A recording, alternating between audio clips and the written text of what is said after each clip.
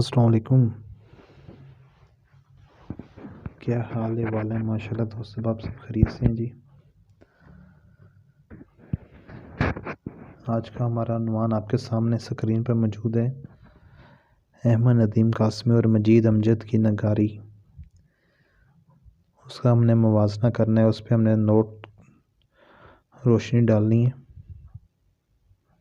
Video شروع کرنے سے پہلے آپ لوگوں سے درخواست ہے کہ آپ میرے چینل کو سبسکرائب کر دیں، ساتھ میں بیل آئیکن ہوگا اس کو پریس کر لیں تاکہ آئندہ بھی اگر کوئی بھی ویڈیو اپلوڈ ہو تو آپ لوگوں تک اس کا نوٹیفیکیشن پہنچ جائے۔ بہت شکریہ۔ کہتے ہیں جی، احمد ندیم قاسمی مغربی پنجاب کی وادی سونس کیسر کے گاؤں میں 20 نومبر سن 1916 میں پیدا ہوئے۔ اصل نام احمد شاہ تھا، جبکہ ندیم ان کا تخلص تھا۔ اپنے پردادا محمد قاسم کی رعایت سے قاسمی کہلائے۔ یہ ان کا تھوڑا سا تعارف کہ یہ سونس کیسر کے گاؤں میں پیدا ہوئے سن 1916 میں۔ اصل نام ان کا احمد شاہ تھا، ندیم ان کا تخلص تھا، اور اپنے پردادا محمد قاسم کی رعایت سے قاسمی کہلائے۔ احمد ندیم قاسمی کے شعری مجموعوں کی بات کی جائے تو ان کے شعری مجموعوں میں جلال و جمال، شعلہ گل، دشت وفا، محیط یہ شامل ہیں۔ انہوں نے ترقی پسند تحریک کے نظریات سے ذہنی ہم آہنگی رکھنے کے علاوہ اس تحریک کے لیے عملی جدوجہد میں بھی حصہ لیا۔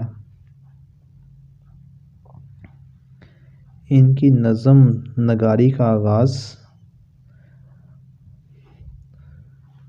رومانی واردات کے تذکرے سے ہوا، لیکن بعد ازاں ان کی نظموں میں موضوعات کا تنوع نظر آتا ہے۔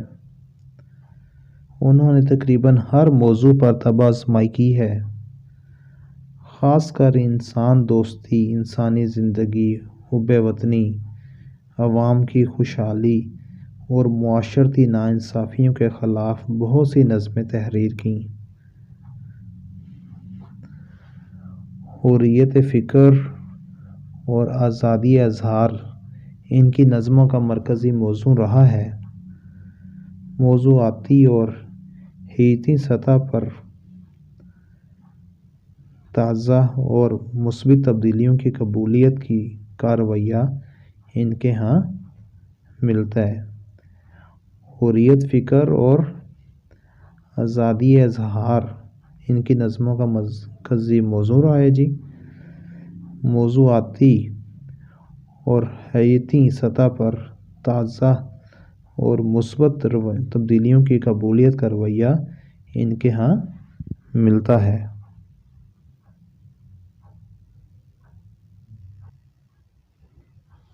ان کی نظمیں موضوع اور پیرایہ اظہار کے خوبصورت امتزاج کی آئینہ دار ہیں۔ بحروں کا استعمال کیا گیا ہے۔ بحروں کے استعمال میں بھی خاصا تنوع ملتا ہے۔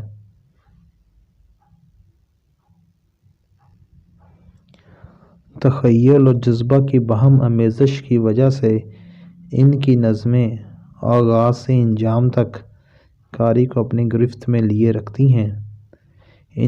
مزید برآں کچھ شاعر ایسے بھی ہیں جنہوں نے اپنی نظموں میں گراں قدر تجربات کیے۔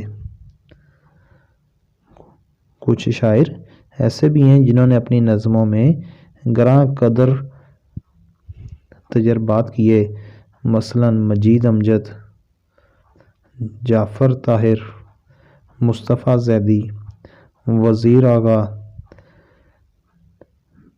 میرا جی اور فیض احمد فیض شامل ہیں۔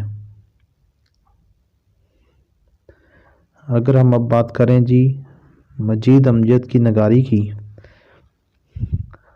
تو کہتے ہیں جی مجید امجد نے اگرچہ غزل بھی کہی مگر ان کی اصل پہچان جدید نظم ہے، جس میں انہوں نے اپنی ذات کے حوالے سے کائنات کے گہرے مشاہدے کو سمیٹا ہے۔ ان کی نظمیں انسانی دکھ، کلچر اور تہذیب کے ساتھ ساتھ اس دنیا میں کج فکری سے پھیلے ہوئے تضادات کا احاطہ کرتی ہے۔ ان کے موضوعات کسی منصوبہ بندی کا نتیجہ نہیں ہیں۔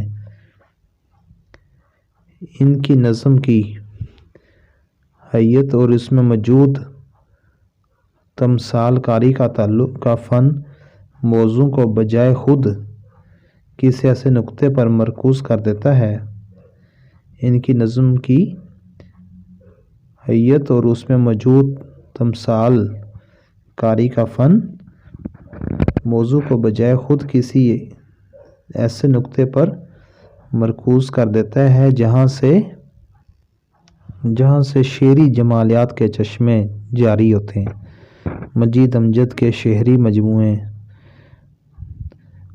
شب رفتہ کے بعد کلیات مجید امجد ہیں۔ مجید امجد کے شعری مجموعے شب رفتہ، کلیات مجید امجد ہیں۔ مجید امجد نے شروع میں پابند اور معرّہ نظمیں کہیں، مگر آہستہ آہستہ وہ آزاد نظم کی طرف مائل ہوتے گئے۔ نظم کے سلسلہ میں مستقل نئے جہانوں کی متلاشی رہے۔ ان کی شاعری میں انوکھا اور یکتا اظہار ملتا ہے۔ وہ نت نئے تجربات کرتے رہے۔ ابتدائی شاعری میں روایتی اصناف اور ہیئتیں ملتی ہیں۔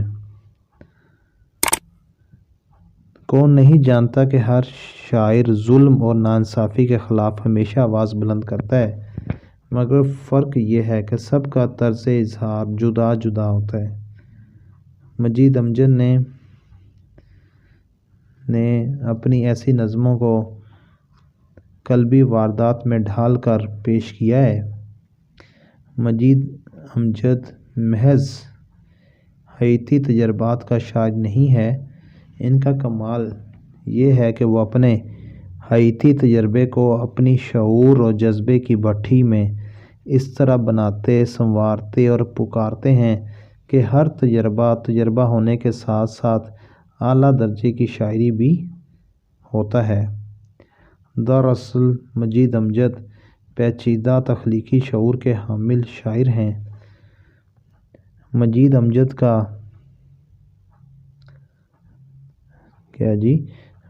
امجد کا شعری سفر روایتی اصناف نظم سے لے کر جدید نظم تک پھیلا ہوا ہے۔ ان کے ہاں مسلسل ارتقاء دکھائی دیتا ہے۔ ان کا ابتدائی کلام اور آخری زمانے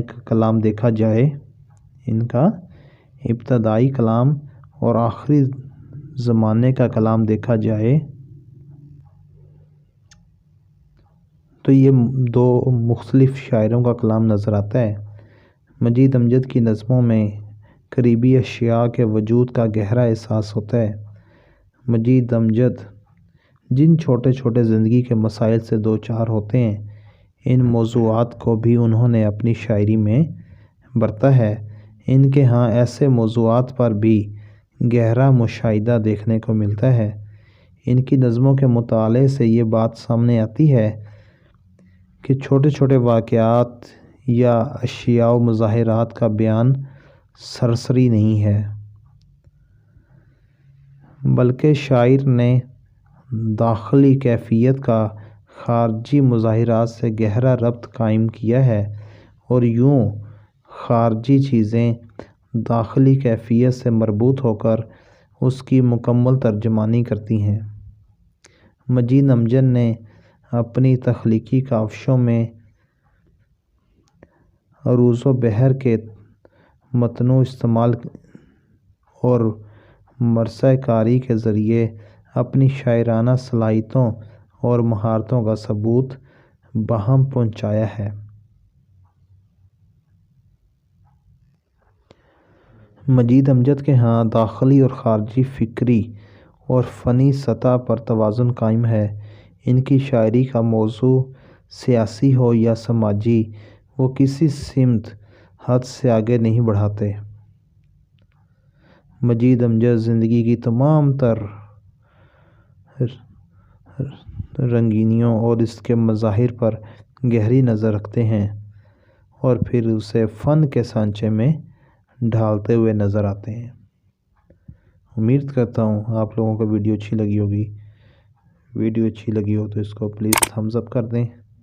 ابھی تک بھی چینل سبسکرائب نہیں کیا تو چینل کو سبسکرائب کر دیں۔ ساتھ میں بیل آئیکن ہوگا، اس کو پریس کر دیں۔ اپنا ڈھیروں خیال رکھیں، دعا میں یاد رکھیں۔ جزاکم اللہ خیر۔